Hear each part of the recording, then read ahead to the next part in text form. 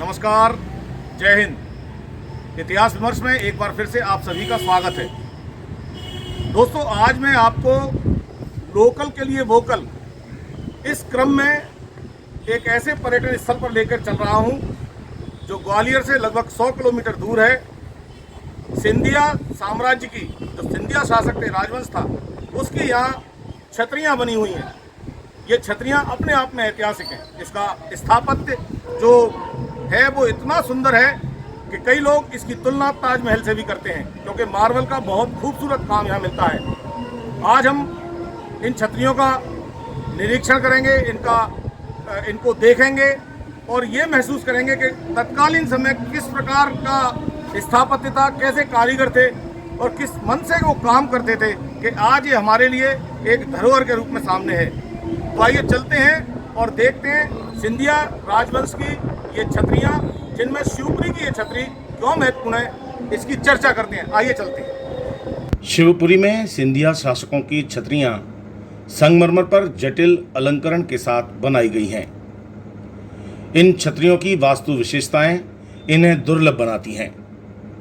यहाँ निर्मित छतरियाँ एक बड़े गार्डन में स्थापित हैं, जो मुगल गार्डन जैसी छवि बिखेरता दिखाई देता है। इन छतरियों का वास्तुशिल्प मुगल मंडप के समान हिंदू और इस्लामी वास्तुकला शैली में शानदार समन्वय के साथ मिलता है। यहाँ सिंधिया राजवंश के प्रतापी शासक महाराजा माधवराव सिंधिया प्रथम तथा उनकी मां महारानी साख्या राजे सिंधिया की छतरियाँ स्थापित हैं। ग्वालियर की दक्षिण पश्चिम दिशा में लगभग 100 किलोमीटर की दूरी पर बसा शिवपुरी एक पौराणिक नगर है। समुद्र तल से इसकी ऊंचाई 468 मीटर है। 1804 ईस्वी तक यह नगर कच्छप घात राजपूत शासकों के अधीन रहा। बाद में यहाँ सिंधिया राजवंश का आधिपत्य हो गया। इस क्षेत्र की प्राकृतिक छटा और क्लाइमेट को देखते हुए इसे मध्य भारत का स्वर्ग भी कहा जाता है। कैलाशवासी महाराजा माधवराव सिंधिया प्रथम ने इसे अपनी ग्रीष्मकालीन राजधानी के रूप में विकसित किया था। इस क्षेत्र को मिनी शिमला के रूप में भी जाना जाता है। यह क्षेत्र महाभारत के समय से अपने अस्तित्व में रहा है। महाभारत कालीन विराटनगर भी शिवपुरी के नज़दीक ही स्थित है, जिसे वर्तमान में वैराड़ के नाम से जाना जाता है।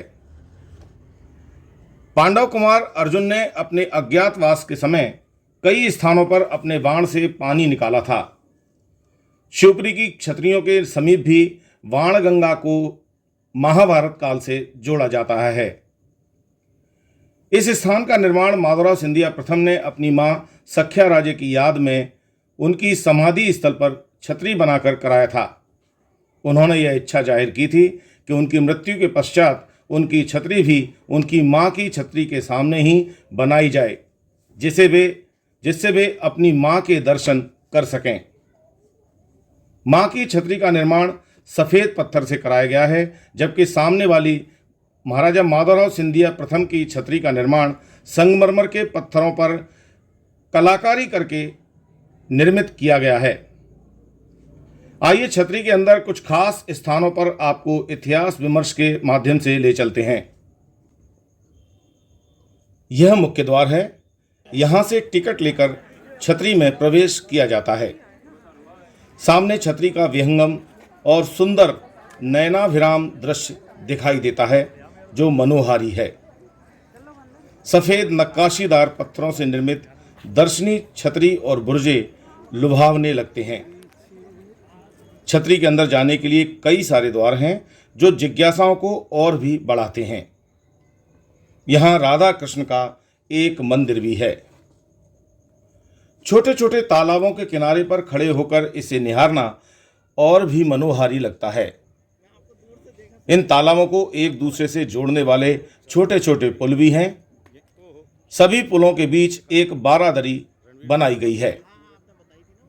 सामने की ओर संगमरमर से निर्मित छतरी बरबस ही ताजमहल की यादें ताजा कर देती हैं। संगमरमर वाली छतरी पर एक खूबसूरत शिलालेख मिलता है। इस पर उर्दू मिश्रित हिंदी में इस छतरी के निर्माण की जानकारी मिलती है। इसमें लिखा है, इसकी बुनियाद हिज हाइनेस महाराजा श्रीमंत जीवाजीराव सिंधिया साहब अली जहाँ बहादुर के दस्ते मुबारक से 6 जनवरी सन 1926 में रखी गई। इस छतरी के अंदर संगमरमर का महीन कार्य मिलता है। साथ ही सिंधिया शासकों के आराध्य देव कैलाशवासी शिव नंदी के साथ पूरे परिवार के साथ विराजमान मिलते हैं। संगमरमर के ही सुंदर बारीक नक्काशीदार दरवाजे भी लाजवाब हैं। इस छतरी में कई सारे चांदी के दरवाजे और झरोके भी सभी का ध्यान अपनी ओर आकर्षित करते हैं। छतरी में जगह जगह सिंधिया राजवंश के प्रतीक सूर्य और सर्प आकृति वाली नक्काशीदार पत्थर की कुर्सियां आज भी खूबसूरत लगती हैं, जो सभी का ध्यान अपनी ओर आकर्षित करती हैं। छतरी परिसर में ही श्री राम जानकी, लक्ष्मण जी और हनुमान जी का भी एक मंदिर है।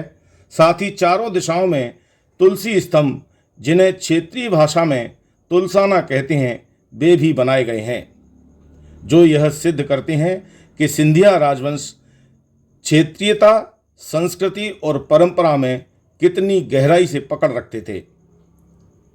छतरी परिसर में ही शानदार हरियाली युक्त बाग भी हैं, जिसमें बीच बीच में छोटी बारादरी बनी हुई है।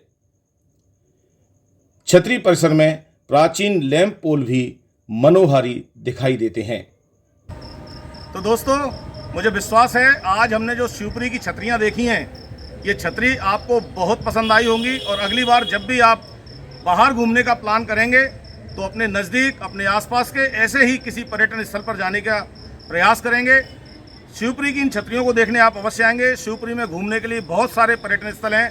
मैंने पिछले वीडियो में आपको माधव नेशनल पार्क के बारे में बताया, आप इस वीडियो को देख सकते हैं इतिहास विमर्श में। इसमें मैंने नेशनल पार्क के बारे में आपको चर्चा की है।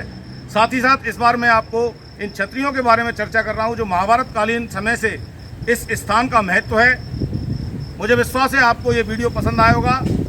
यदि आप अभी तक इतिहास विमर्श से नहीं जुड़े हैं तो आप इससे जुड़ सकते हैं। आप इससे सब्सक्राइब करें, बेल आइकन पर जाएं और ऑल के ऑप्शन पर जाएं, जिससे इतिहास विमर्श में समय समय पे मैं आपके लिए जो भी टॉपिक्स लेके आता हूं तो सबसे पहले उसके नोटिफिकेशंस आपको मिलें और आप उनको देखकर अपने आसपास के क्षेत्रों के बारे में जानकारी लें। एनएसएस के बारे में भी मैं बात करता हूं, आप एनएसएस की जानकारी लें। साथ ही साथ विभिन्न शैक्षणिक विषयों पर भी मैं समय समय पर चर्चा करता हूं, जो हमारे विद्यार्थी इस वर्ष एनईपी के माध्यम से अध्ययन कर रहे हैं, न्यू एजुकेशन पॉलिसी से संबंधित, उसके संबंध में भी मैं चर्चा करता हूं। समय समय पर आपको ये सारी चीज़ें जानकारी मिलें, इसके लिए आप इसे देखते रहें। आप अपने मित्रों के साथ इसे शेयर कर सकते हैं, ट्विटर पर, व्हाट्सएप ग्रुप पर, फेसबुक पेज पर, इंस्टाग्राम पर, जहां भी आप हैं, जिस सोशल मीडिया प्लेटफॉर्म पे हैं, वहां आप इसे शेयर कर सकते हैं। आपने अंत तक इस वीडियो को देखा, आपका बहुत बहुत धन्यवाद। जय हिंद।